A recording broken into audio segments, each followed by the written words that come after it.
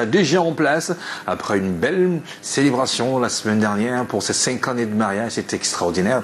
En tout cas, sur ce plateau, on n'a pas eu le gâteau de mariage d'anniversaire.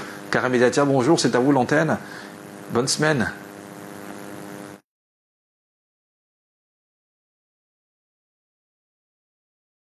Thierry Carole, bonjour Patricia, madame, messieurs, bonjour et bienvenue à Angola. On s'intéresse à la loi de finances 2022 pour commencer la lecture transversale des journaux.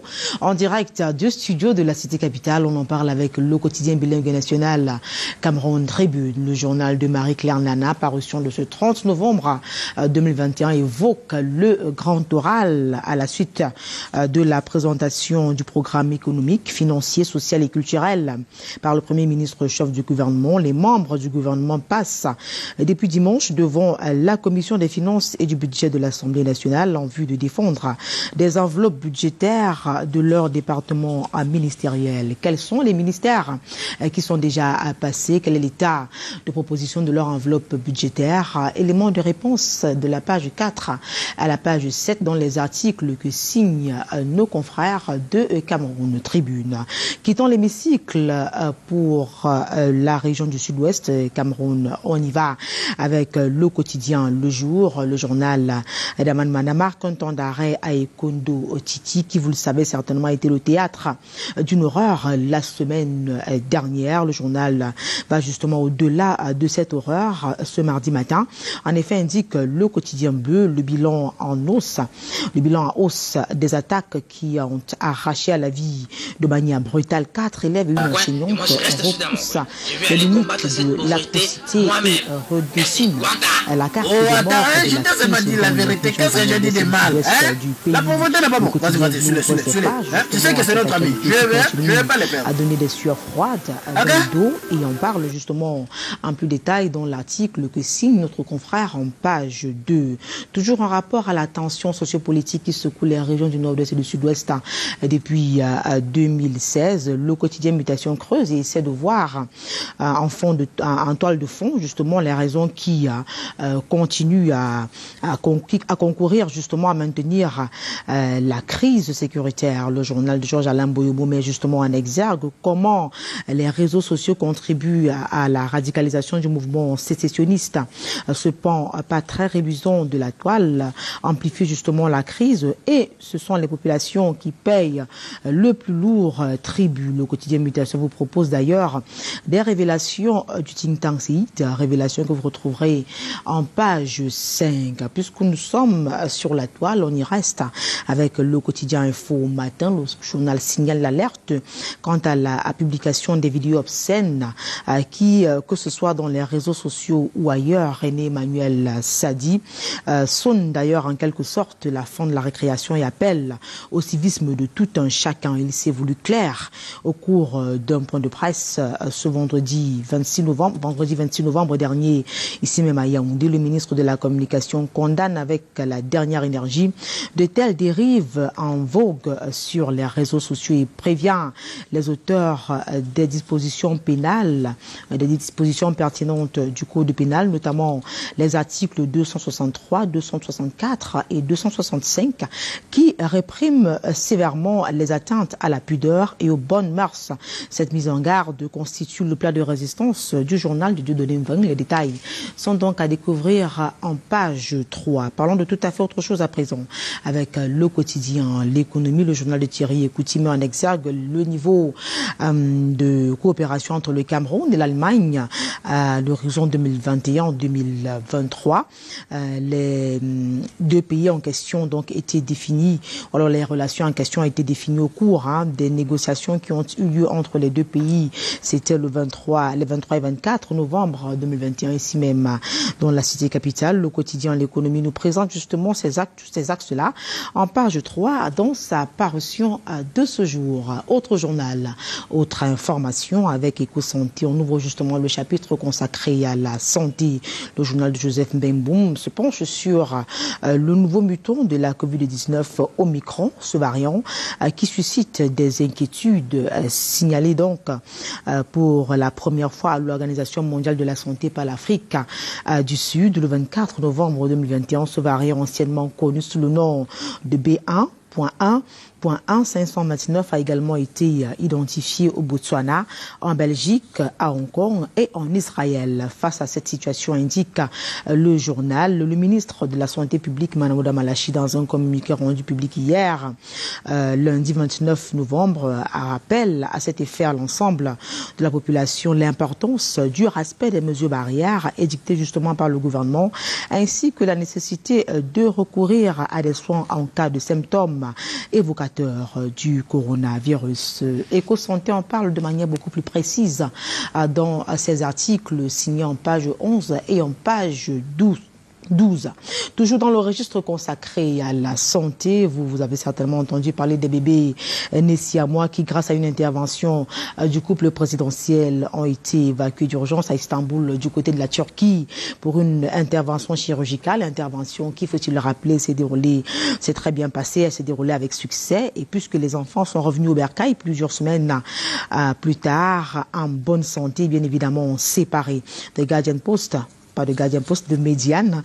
On parle justement ce matin, le journal d'expression anglaise nous informe que la population de Coupé Manengumba s'est donc mobilisée pour exprimer toute sa gratitude et sa reconnaissance au président de la République, Paul Biya. C'était d'ailleurs l'occasion pour cette population-là de véhiculer des messages de paix, amour, solidarité et développement autour d'un repas familial. Tous ont dit merci au chef de l'État pour avoir sauvé la vie de leur fillette. The Médiane revient amplement sur cette information, c'est-à-dire du départ des fillettes pour la Turquie au retour au Cameroun. Eh bien, c'est une information à retrouver au détail près, justement, dans les articles signés en pages 6 et 7 du journal The Médiane, le journal d'expression anglaise. La suite, c'est avec Défi actuel au menu du premier news magazine camerounais entrepreneuriat, le bimensuel de François Bambou.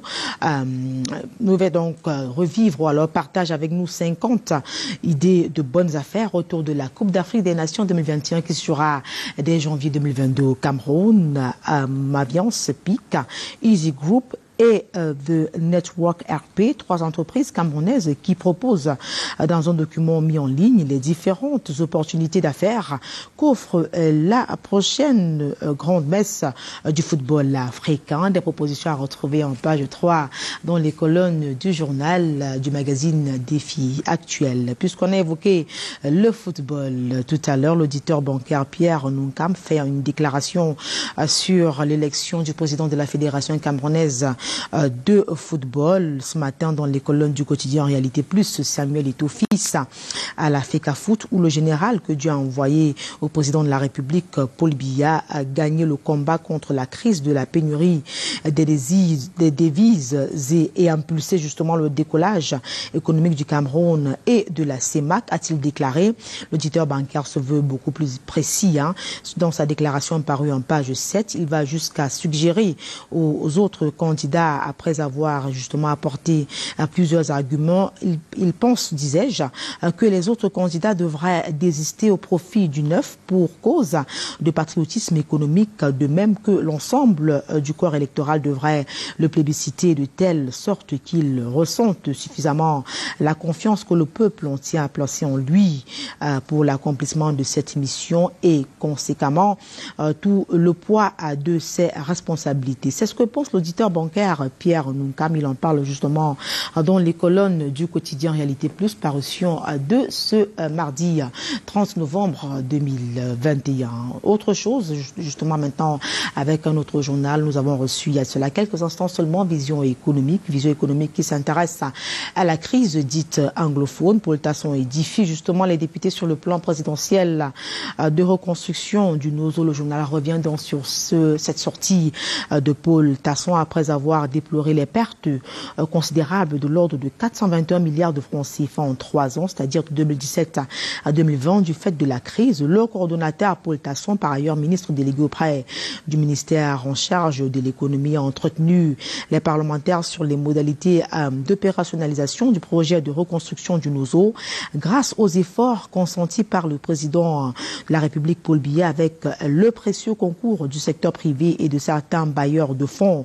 Les députés ont salué cette démarche en formulant 17 propositions pour une bonne réalisation du projet, indique le journal La Vision économique que vous retrouverez naturellement en kiosque. Ce mardi, nous avons également reçu Chronique des merveilles. C'est un magazine chrétien d'information. Ce magazine qui met dans plusieurs informations chrétiennes justement à votre disposition ce matin, notamment ce témoignage d'un chrétien qui vit du côté de Bamenda, qui, malgré toutes les épreuves qu'il subit au quotidien, naturellement pour des raisons liées à la crise dite anglophone qui sévit dans cette partie du pays, malgré ces épreuves, justement, s'accroche à sa foi pour tenir le coup. On a également le docteur Robert Ondoa Enyege, présenté comme l'iconoclaste prédicateur qui révolutionne l'évangile.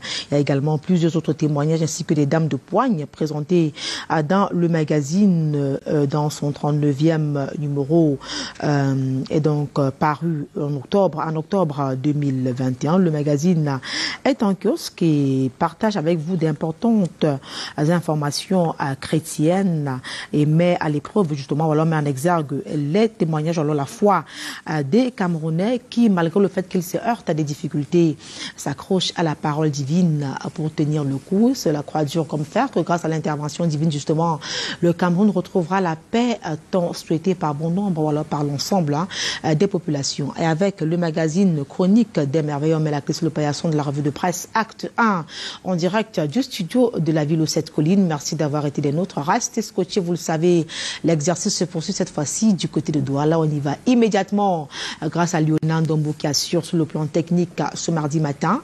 On retrouve Mike Tipku avec beaucoup de plaisir. Bonne journée à vous, Mike. Mais avant, dites-nous ce qui fait la une des journaux du côté de la Cité économique. Bonjour. Journée à vous à Yaoundé Karel, bonjour. La suite à Douala avec le messager qui nous parle du Conseil régional de l'Ouest du Cameroun avec cet appel de l'Union démocratique du Cameroun par le biais de sa présidente Patricia Tomaino Ndamzoya qui vient donc de produire un communiqué au sujet de la gestion du Conseil régional de l'Ouest du pays. L'UDC dénonce un fonctionnement chaotique au sein de cette institution à travers un communiqué signé hier par Patricia Tomaino Ndamzoya. Cette situation est rendue publique en tête du groupe des 17 conseillers régionaux délégués départementaux du Nord. Elle prend de ce fait à témoin l'opinion nationale et internationale sur une somme de dérives, des dérives relayées en extrait par le quotidien Le Messager dans ses colonnes aujourd'hui. Et le même journal nous parle de ce nouveau variant du virus à Covid-19, à coronavirus, ce nouveau variant qui fait peur, qui fait trembler le monde entier. Il s'agit donc du variant Omicron, le variant Omicron avec des appels du ministère de la Santé publique découvert en Afrique du Sud le 25 novembre dernier et dans d'autres pays européens. Le ministre de la Santé publique, Manaouda Malachi, rappelle le renforcement du contrôle des passagers dans les aéroports pour éviter l'import d'un cas au Cameroun. Quel est donc ce virus aux symptômes évocateurs présenté comme très contagieux et tueur de première classe également? Les détails sur les symptômes, les manifestations de ce virus à lire dans le messager de ce jour qui nous reparle aussi de cette cérémonie de remise du Ballon d'Or hier avec la 7e merveille de Lionel Messi. Le génie argentin a remporté hier son 7e trophée, record historique. L'attaquant du Paris Saint-Germain est récompensé de son titre en Copa América avec l'Argentine malgré une année plus mitigée sur le plan individuel. Retour donc sur cette cérémonie avec le classement complet du Ballon d'Or 2021 dans les colonnes du quotidien Le Messager. La nouvelle expression est en kiosque ce jour et nous reparle de cette sorte de conflit désormais ouvert dans le département du Ndé, région de l'ouest du Cameroun, avec des chefs Mbo qui se mêlent de ce qui s'apparentait jusqu'ici à une sorte de conflit entre le préfet du département du Ndé et la ministre de l'Habitat et du Développement urbain. Ces chefs Mbo ont écrit à leur frère, c'est ainsi que le journal le présente, préfet du Ndé, pour le soutenir et le rassurer quant aux menaces que ferait planer sur lui le ministre Célestine Ketcha-Cortez. Le journal parle d'une forte odeur de manipulation. Il note d'ailleurs que 4 chefs traditionnels Sawa, du Mungo, de la plaine d'Embo, précision faite par recevoir cette lettre de soutien ont apposé leur signature au bas de cette lettre en question.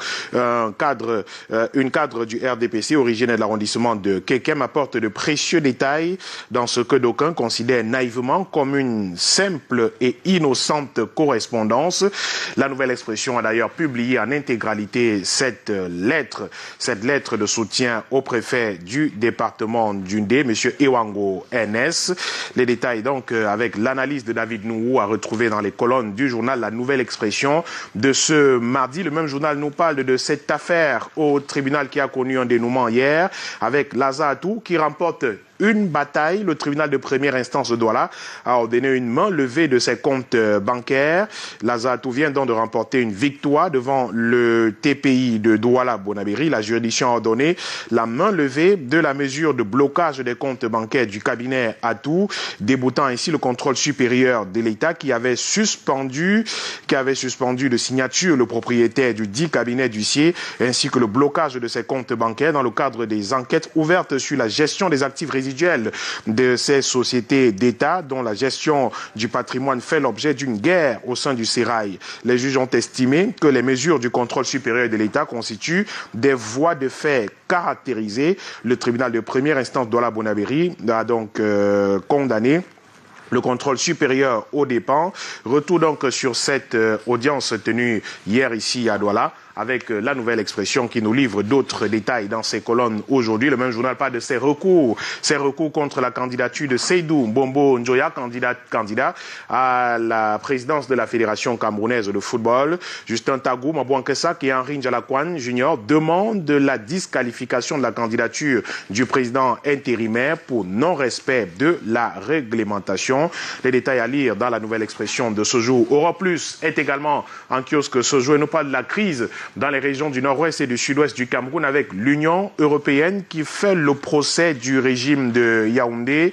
La dernière sortie de son parlement contre Yaoundé est susceptible de conduire à une détérioration des relations entre les différentes parties. L'Union européenne qui a été très dure, mais peut-elle faire plier Yaoundé? S'interroge le journal Europe Plus qui est en kiosque ce jour, qui revient sur des extraits de la sortie de cette institution européenne au sujet de la gestion de la crise dans les régions du nord-ouest et du sud-ouest du Cameroun. Et l'éditorial Michel Michaud Moussala ce jour revient sur ce rapport de la Chambre des comptes, la version dite finale du rapport d'audit de la Chambre des comptes de la Cour suprême sur l'usage controversé des 180 milliards de francs CFA dédiés à la riposte nationale contre le coronavirus et ses répercussions économiques et sociales est sortie judicieusement fuitée, écrit le directeur de publication sur les réseaux sociaux. Et on constate, écrit-il encore dans le dit document, en vérité que le dit document vient en vérité confirmer les constats de malversation déjà avancés dans la note de synthèse parue quelques mois auparavant.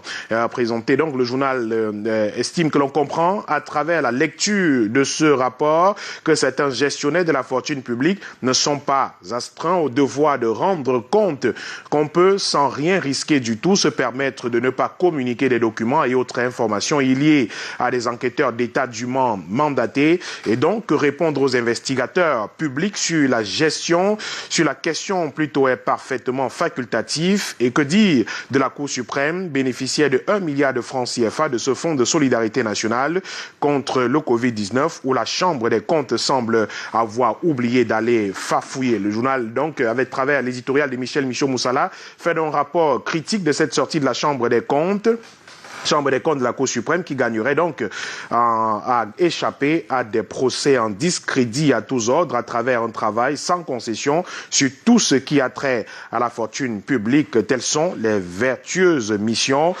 qu'il ne viendrait à l'esprit d'aucun patriote digne de ce nom de lui contester. C'est donc en termes de conseils que Michel Michaud Moussala, dans l'analyse aujourd'hui, dans l'éditorial de ce jour, revient sur ce rapport de la Chambre des comptes suivante. L'économie du Cameroun est également en kiosque ce jour et nous reparle aussi de la reconstruction des régions du nord-ouest et du sud-ouest du Cameroun avec l'apport de la société anonyme des brasseries du Cameroun qui injecte 1 milliard de francs CFA pour la reconstruction de ces zones en crise. L'engagement avait été pris le 18 mai 2021 lors de la visite du Premier ministre chef du gouvernement au groupement interpatronal du Cameroun. 6 mois, c'est le temps qu'a pris l'entreprise pour concrétiser l'engagement pris devant le Premier ministre Joseph Diangote en visite de travail au JICAM. Il faut donc remplacer l'économie de guerre par une économie de paix, a relancé Emmanuel de Taï devant le chef du gouvernement. La partie anglophone du Cameroun joue un rôle clé à l'économie camerounaise. Paul Tasson, coordonnateur du plan présidentiel de reconstruction et de développement des régions du nord-ouest et du sud-ouest, souligne que ces deux régions en crise sécuritaire depuis octobre 2016 représentent environ 16,3% du PIB et sont des bassins agricoles par excellence qui se démarquaient avant la crise dans notre pays. L'apport donc de la SABC pourra faire relancer l'économie dans cette partie du pays, écrit donc le journal Économie du Cameroun. Le journal d'Aloïs Onana qui reparle aussi de cette campagne offensive pour récupérer 50 milliards de francs CFA. Campagne lancée par la Camwater. L'entreprise n'écarte pas l'hypothèse des moratoires et ne voile justement pas sa disponibilité au dialogue envers ces nombreux créanciers. Plus de 50 milliards de francs CFA qui aujourd'hui dérangent le fonctionnement de cette structure. Vision économique en kiosque ce jour reste sur la crise dans les régions du nord-ouest et du sud-ouest avec Paul Tasson qui a édifié les députés sur le plan présidentiel de reconstruction dans cette partie du pays après avoir déploré les pertes considérables de l'ordre de plus de 400 milliards de francs CFA du fait de la crise. Le coordonnateur ministre délégué auprès du MINEPAT a entretenu les parlementaires sur les modalités d'opérationnalisation du projet de reconstruction grâce aux efforts consentis par le président de la République avec le précieux concours du secteur privé. Les députés, eux, ont salué cette démarche en formulant 17 propositions pour une bonne réalisation du projet, des propositions qui ont également trait à la reconstruction de la région de l'extrême nord du Cameroun qui a subi les affres de la secte terroriste Boko Haram. Le même journal parle aussi de cette société déterminée à recouvrer 50 milliards sur un total d'impayés de 61,3 milliards de francs CFA. Il s'agit de la Camwater. Les détails à retrouver dans les colonnes du journal Vision économique paru aujourd'hui. On termine avec Investig Info. Un autre journal qui est en kiosque ce jour, Investig Info, qui nous parle du cercle des amis du Cameroun. Investig Info du cercle des amis du Cameroun avec la première dame qui rénove l'école catholique Sainte-Jeanne d'Arc de Bayangam et inonde le conquis de nombreux présents. La caravane du Sérac, fondée par la première dame du Cameroun, Chantal Biya, épouse du chef de l'État, a déposé ses valises à Bayangam vendredi dernier sous la conduite de Mme Célestine Ketchakoutez. L'organisation caritative procédait ainsi à la rétrocession de l'école catholique réhabilitée, reconstruite et équipée avant de remettre des dons aux jeunes, aux femmes rurales du département, aux déplacés du nord-ouest et du sud-ouest du Cameroun. Retour sur cette cérémonie en images dans les colonnes du journal Investig Info qui est en kiosque aujourd'hui et qui nous fait également relire cette tribune d'Oswald Baboké, Chienli, sur les starting blocks du lynchage médiatique au Cameroun, qui est c'est le titre de cette tribune publiée il y a quelques jours par Oswald Baboké, republiée d'ailleurs en intégralité dans les colonnes du journal de Sylvain-Ta, Investig Info, qui est en kiosque ce mardi. 7h24, voilà qui met un terme à cette revue de presse ce matin. Bonjour Michael. Bonjour Thierry. Heureux de vous retrouver mon très cher. C'est avec le plaisir partagé, monsieur. Bonjour Patricia. Bonjour Michael. Je ne poserai pas la question de savoir si la nuit a été, mais en tout cas vous êtes en pleine forme. Oui, tout à fait. La suite c'est à la rédaction. Oui, effectivement, en pleine forme pour la suite de la journée. Merci mon très cher, surtout bonne journée à vous. Je vous le souhaite également à vous Patricia et à tous ceux qui nous regardent ce mardi matin. D'ailleurs, Dieu seul sait, ils sont nombreux qui nous regardent du